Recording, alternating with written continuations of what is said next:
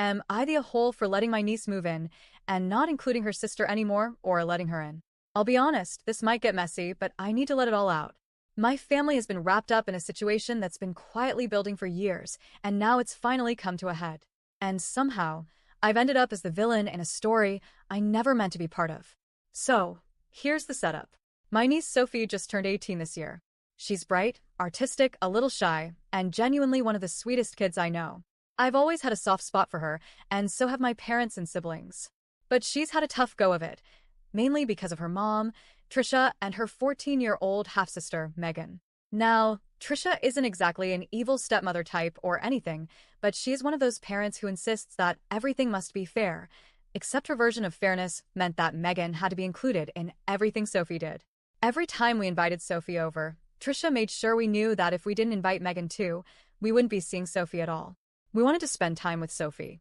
So, we included Megan. Birthdays, holidays, family trips, movie nights, you name it. If Sophie was there, so was Megan. Every time we bought Sophie a gift, we had to get something for Megan too. Not in a let's be kind and inclusive way, but in a do it or lose access kind of way. It wasn't just us, either. Sophie's friends, her dad's family, other extended relatives, everyone had to include Megan or be cut out. So, we complied. We put on a smile and made space. And I'm not going to sugarcoat it. It got exhausting. We never really bonded with Megan.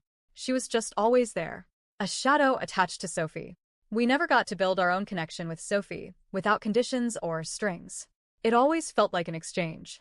But we did it. For Sophie.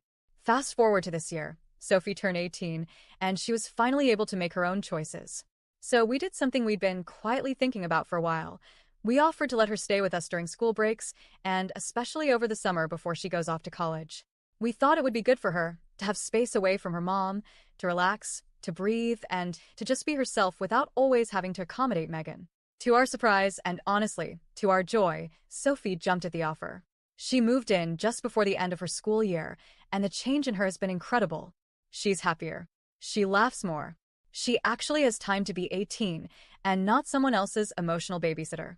But of course, that didn't sit well with Trisha. Almost immediately, Trisha started calling and texting, furious that we took her daughter away. She's upset that she won't have Sophie under her roof for the last summer before college. She said it's cruel of us to invite Sophie and not Megan. She said that we've torn her family apart. Megan, to be fair, has also taken it hard. She's shown up at our house multiple times, sometimes crying, sometimes begging to see Sophie. But Sophie doesn't want to see her, not right now. She's asked us repeatedly not to let Megan in, and we're respecting her boundaries. We've gently explained this to Megan each time and turned her away with kindness. But it's gotten harder each time. Megan clearly has attachment issues, and honestly, I blame Trisha for that. She raised those girls like they were conjoined twins. Megan was never taught to have her own space, her own friends, or even her own identity outside of her big sister. And now that Sophie has finally created a little distance, it feels like the entire world around her is imploding. Trisha keeps calling us heartless. She insists that we, not Sophie, are the ones shutting Megan out. That we should at least invite Megan over sometimes, since she's known us her whole life and sees us as family. But the hard truth is, we don't see her that way. I know how bad that sounds. I'm not proud of it. It's not that we hate Megan or want to hurt her, but we never got to develop a real relationship with her. She was always more of a tag-along by force than someone we chose to include. And now that we're finally getting to know Sophie on her own terms, it doesn't feel right to drag Megan back into the equation against her will. We have a 4th of July trip coming up, a big family tradition. For years, we brought Megan along every single time. Extra ticket, extra room, extra costs. Always. But this year, we didn't invite her. We weren't planning to, and we don't want to. It's the first time we'll get to enjoy this trip with just Sophie, without the extra pressure, without the guilt, without having to pretend everything's equal when it clearly never was.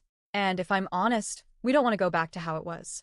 We don't want to go back to always bringing Megan along for every birthday, every vacation, every single time we want to do something for Sophie. We finally have a chance to build a real, adult relationship with her, and we want to protect that. The sad thing is, this could all be different if Sophie wanted Megan around.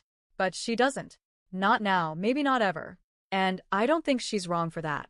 Sophie has years of resentment built up from having to share everything, from never being allowed to be just herself. She wants to breathe.